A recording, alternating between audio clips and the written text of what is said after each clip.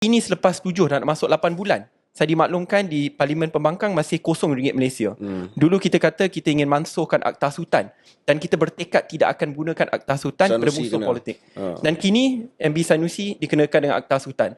Walaupun kita tidak bersetuju dengan pandangan seseorang itu, tetapi jangan menggunakan akta lapuk, zalim yang sebelum ini kita committed untuk hapuskan.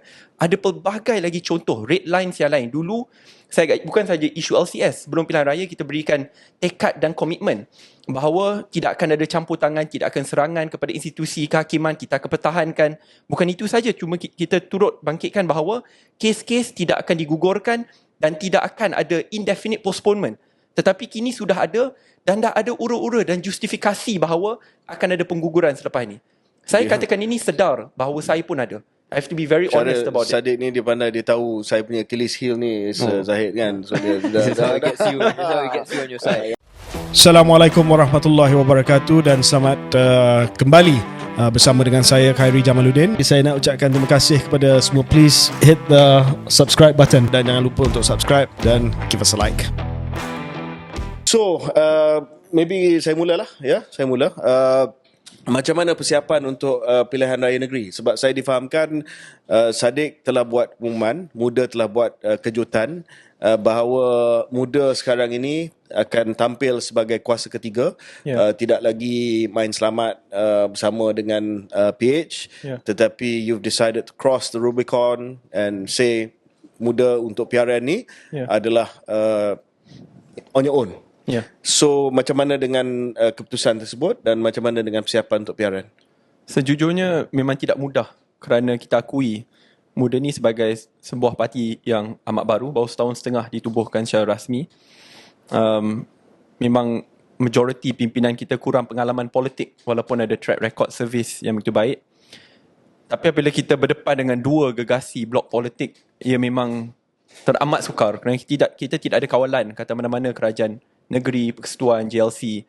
Dan apabila kita menyertai pilihan raya negeri ni, memang ada pelbagai jenis rintangan dan cabaran. But kalau kita tidak bertindak sekarang, bila lagi? Sebab ini adalah jalan terbaik untuk memastikan bahawa politik baru, idealisme, pembaharuan dasar yang ingin kita ketengahkan dapat kita gariskan pada pilihan raya negeri ini.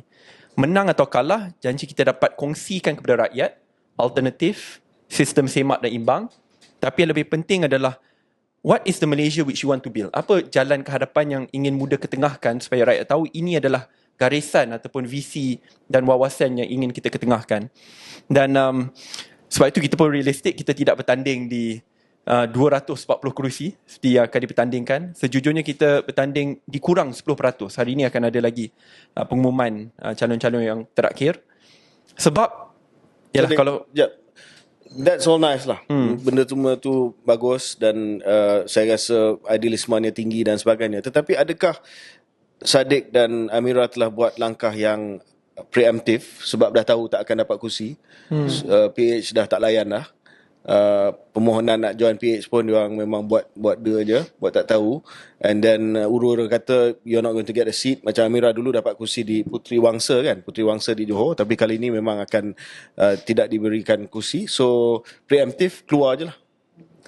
Saya rasa dalam soal kerusinya, sejujurnya apabila kita memohon perjumpaan dengan Yang Amat Berhormat Perdana Menteri, we were prepared for the worst. Maksudnya memang saya rasa kita semua tahulah sejak beberapa bulan yang lepas apabila ada gandingan dengan UMNO, kerusi itu tidak akan dapat.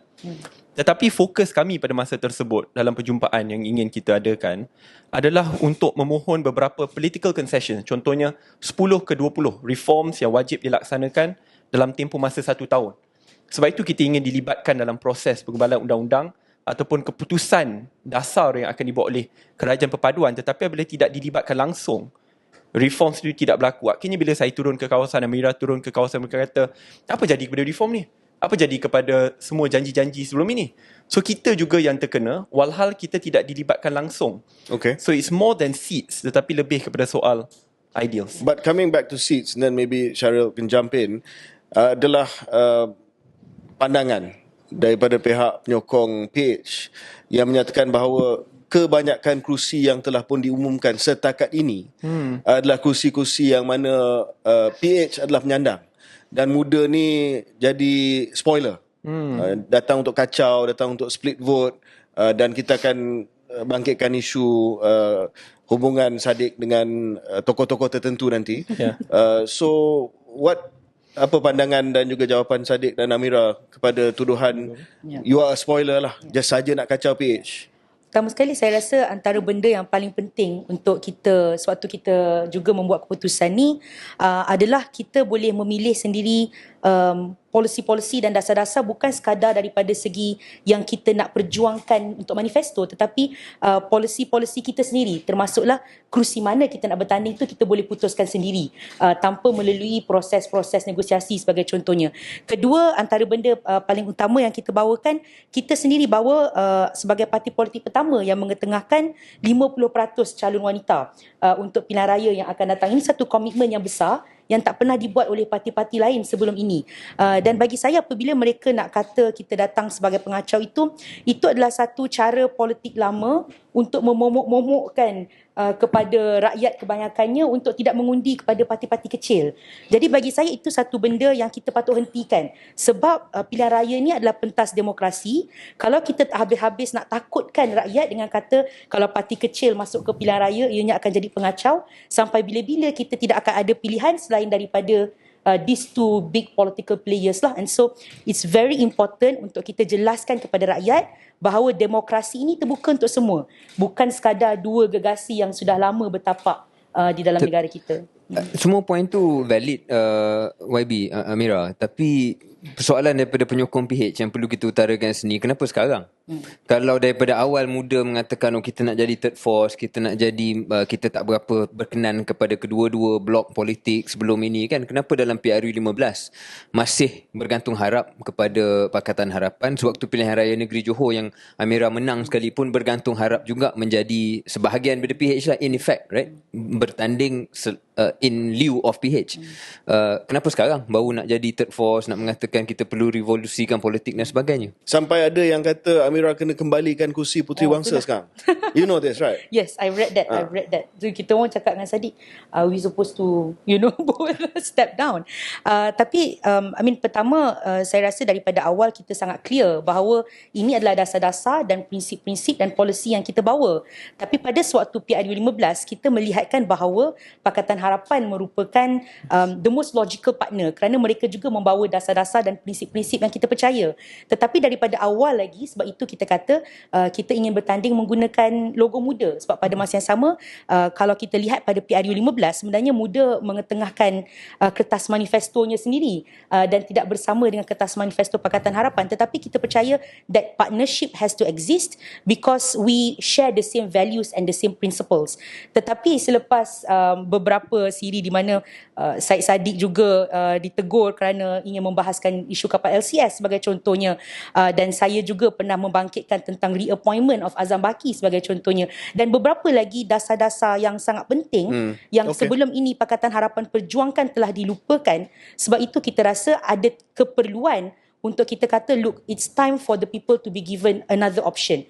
And jadi justifikasi muda ialah sebelum PRU 15 nampak okey lah, boleh selari lah lebih kurang nilai-nilai muda dan juga nilai Pakatan Harapan. Tapi selepas PRU 15 dengan terbentuknya kerajaan perpaduan, terlalu banyak kompromi dari segi prinsip yang dipercayai sebelum ini. Boleh saya? Ya, good. Saya beri contoh paling mudah lah. Sebelum pilihan raya, saya rasa Pakatan Harapan paling kuat sekali bicarakan soal reforms. Kerana reforms ni berentasi politik kepatian dan politik personality. Ia tidak kira siapa yang membentuk kerajaan, siapa pun yang duduk kerusi Perdana Menteri, Malaysia tetap akan berada di landasan yang betul. Sebelum ni kita marah apabila peruntukan parlimen hanya disalurkan kepada parlimen pembangkang dan parlimen parlimen kerajaan. Pembangkang tidak dapat. Tapi kini selepas 7 dan nak masuk 8 bulan, saya dimaklumkan di parlimen pembangkang masih kosong ringgit Malaysia. Dulu kita kata kita ingin mansuhkan Akta Sultan dan kita bertekad tidak akan gunakan Akta Sultan pada musuh politik. Dan kini MB Sanusi dikenakan dengan Akta Sultan. Walaupun kita tidak bersetuju dengan pandangan seseorang itu, tetapi jangan menggunakan akta lapuk zalim yang sebelum ini kita committed untuk hapuskan. Ada pelbagai lagi contoh, red lines yang lain. Dulu, bukan saja isu LCS, sebelum pilihan raya kita berikan tekad dan komitmen bahawa tidak akan ada campur tangan, tidak akan serangan kepada institusi kehakiman, kita akan pertahankan. Bukan itu saja, cuma kita turut bangkitkan bahawa kes-kes tidak akan digugurkan dan tidak akan ada indefinite postponement. Tetapi kini sudah ada dan dah ada ura-ura dan justifikasi bahawa akan ada pengguguran selepas ini. Saya katakan ini sedar bahawa saya pun ada. I have to be very honest about it. Sadiq ni dia pandai, dia tahu saya punya Achilles heel ni Zahid kan. So dia This is how it gets you. This is how it gets you on your side. On your side. It's nothing personal, sir. Cuma dalam bab ini, akhirnya rakyat akan melihat apa yang dikatakan sebelum pilihan raya dan selepas pilihan raya lain. Kalau ini berlaku, indefinite postponement dan ada representasi untuk menggugurkan. Kalau ini berlaku pada tahun lepas, saya agak yakin mereka akan protes di jalan raya. Tapi kini diam seperti tidak ada apa-apa. Okay, so saya nak tanya soalan. Kalau begitulah dia punya red line, dan saya rasa Amira dan Sadiq telah memberi jawapan yang agak convincing. Ini bukan soal hanya kursi, ini bukan soal pembahagian kursi, tetapi ini adalah soal garisan merah yang menjadi prinsip muda yang tak boleh terima. Sebab itu muda telah mengorak langkah sendiri. Kenapa tidak pergi ke Perikatan Nasional? Sebab Perikatan Nasional pun bangkitkan isu yang sama. Ini juga red line bagi mereka. Soal pendakwaan, soal indefinite suspension of the trial dan sebagainya. Kenapa kena pergi third force? Sedangkan dulu Sadiq pun pernah bersama dengan Tan Sri Mahyudin. Betul. Sebab tu there's nothing personal. Cuma dalam bab ini, apabila kita mengkritik berkenaan soal Akta Sultan, peruntukan yang adil, kita fokus untuk membangunkan institusi. Persoalan sama perlu diajukan kepada pimpinan Perikatan Nasional. Contoh hari ini apabila mereka mempertikaikan penggunaan Akta Sultan. Realitinya dulu ada pakcik tua yang diheret keluar daripada rumahnya awal pagi dengan penggunaan Akta Sultan juga. Hari ini mereka marah berkenaan soal peruntukan yang tidak adil. Sebelum ini pun pada tahun 2020, Ahli Parlimen Pembangkang tidak dapat peruntukan yang adil. And we have to give credit. Datuk Seri Ismail Sabri yang memulakan trend tanda tangan MOU untuk dapat peruntukan yang adil. So the point I'm trying to make, sambil saya letakkan kritikan ke atas pimpinan Pakatan Harapan pada hari ini, adakah Perikatan Nasional akan membawa masuk agenda reforms? Dan pada masa yang sama, sebagai dua pimpinan anak muda, saya tahu mungkin ia sukar untuk kita terima pada hari ini, tapi 20-30 tahun yang akan datang, kami rasa Malaysia ni kekuatannya adalah kepelbagaiannya. Diversity is our strength, not a liability. Dan apabila banyak isu-isu yang dibangkitkan adalah berkenaan isu 3R contohnya. Saya tahu kalau nak bahaskan tiada masalah. Cuma apabila itu adalah fokus utama, itu agak sukar untuk kami di dalam muda untuk terima. Sebab itu kita lebih rela untuk berada dan bina kekuatan kita dan buktikan kepada rakyat bahawa kita boleh jadi seimbang mengikut faktor dasar penambahbaikan seimbang yang lebih baik. Kita akan kembali kepada isu-isu ni saya rasa. Tapi saya nak tanya soalan kepada Sadiq. So adakah okey untuk menghina Sultan? Tidak. Saya rasa tidak. Sebab itu perbezaan bagi muda dengan penggunaan Akta Sultan adalah kini di dalam Akta Kanun Keseksaan sudah ada provisi yang sedia ada. Dan itu selalu diguna oleh PH dulu kan? Saya dah check pada tahun 2019 ada seorang yang dah nak dikenakan Akta Sultan. Selepas tu kabinet cepat-cepat berbincang dan kita letakkan moratorium ke atas Akta Sultan. Kita berhentikan. Saya ingat pada masa tersebut Datuk Seri Anwar Ibrahim sendiri ada keluarkan kenyataan, boleh semak, I think it's in the Star, katakan bahawa penggunaan Akta Sultan ini it is anti-reforms. Dan dia sendiri kongsikan bahawa kritikan ke atas institusi diraja itu dibolehkan, cuma jangan berlebih-lebih dan jangan gunakan Akta Sultan, boleh guna Kanun Keseksaan. That's not from me, itu daripada PM beberapa tahun yang lepas. I think all fair points. Tapi just to challenge both of you, maybe Amira you can take this one.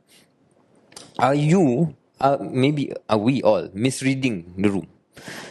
Bila kita cakap tentang reform lah itu yang perlu diadakan, tak konsisten PH sebelum dan selepas pilihan raya. Kalau lihat di kalangan penyokong-penyokong mereka, mungkin reform is not really what they care about. I don't think they care.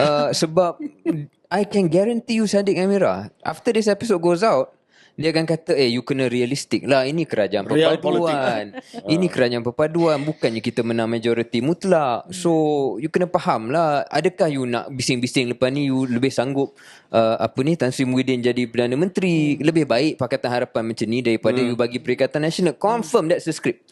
So, saya tertanya, as maybe convincing as your arguments may sound to some of us, maybe that's not what Malaysians want right now.